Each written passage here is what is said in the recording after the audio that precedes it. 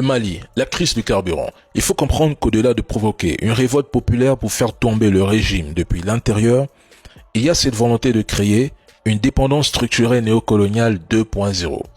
C'est un blocus conditionnel avec pour objectif de forcer Bamako à revenir dans le giron d'un ordre régional, mais contrôlé par qui? On le sait. Et comment y parvenir? La pénurie et la souffrance transforment la population en force de contestation contre le gouvernement, ce qui réduit son soutien populaire.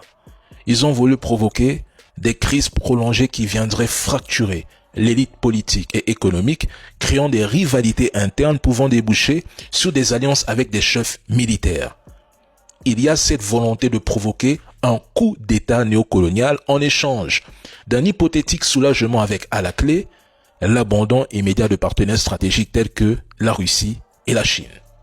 Le Mali se retrouve dans une phase où on lui dit, depuis le coup de libération du général Assimi Goïta, accepte nos conditions ou on t'asphyxie.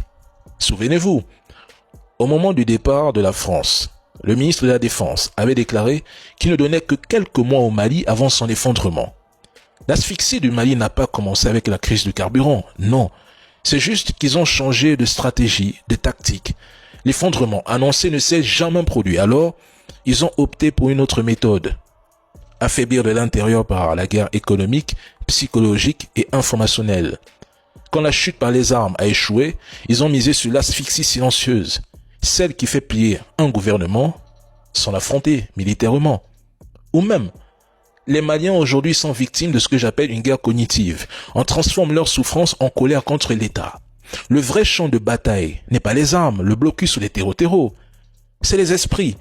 Chaque panne d'électricité, chaque fil d'attente à la pompe diffusé par les médias français devient une munition psychologique et les RS, radios communautaires, trolls financés, deviennent des amplificateurs de la frustration car l'objectif est de délégitimer l'État aux yeux de sa propre population jusqu'à ce que le peuple réclame lui-même le retour des anciens maîtres.